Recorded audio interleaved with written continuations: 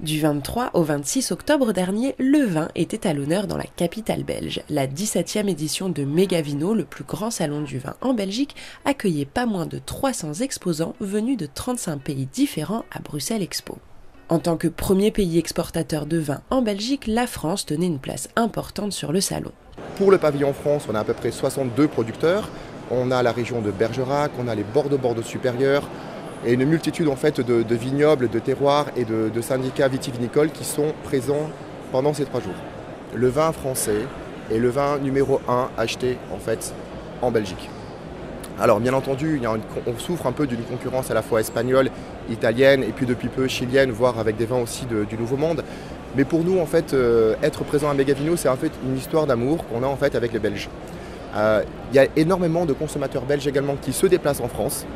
Et il faut aussi savoir que le niveau de connaissance des consommateurs, mais également des professionnels belges sur les terroirs français est très élevé. Le pavillon France présentait aussi de nouveaux concepts liés à la commercialisation du vin, comme l'entreprise française Le Petit Ballon. En fait, on a un concept d'abonnement de vin. Et donc tous les mois, nos abonnés reçoivent 2 bouteilles de vin et un petit journal, la Gazette du Petit Ballon, avec ces 2 bouteilles, accompagnées aussi de fiches vin détaillées où en fait on peut décrypter tout le vin qu'on va déguster.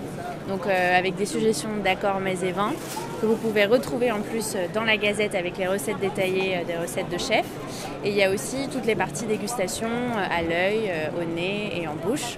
Voilà, donc on est dans un vrai détail de dégustation, mais de façon assez simple, et on donne des tips vraiment simples que l'on peut retenir et qui ne sont pas trop compliqués ni pompeux. Les vins du Petit Ballon sont sélectionnés par Jean-Michel Deluc, ancien sommelier du Ritz, et ce concept, qui existe depuis 4 ans en France, arrivera très prochainement en Belgique, puisque le Petit Ballon prévoit le lancement de sa plateforme belge pour la fin du mois de novembre. Les Dom-Tom étaient aussi représentés avec un stand de rhum qui regroupait des distilleries de la Réunion, de Marie-Galante, de Guadeloupe et de la Martinique. Écoutez, nous sommes donc la plus petite distillerie de Martinique et nous produisons exclusivement des rhums appellation d'origine contrôlée Martinique. La Martinique étant le seul pays au monde à avoir une appellation d'origine contrôlée sur ses rhums, et ce sont des rhums agricoles, c'est-à-dire issus de la distillation du pur jus de canne. 99,9% des rhums dégustés dans le monde sont des rhums de mélasse. Et apparemment, en plus d'être amateur de vin français, le Belge semble aussi apprécier ses rhums. Nous avons été surpris de voir finalement combien les Belges, en tout cas qui sont venus sur le stand, étaient connaisseurs.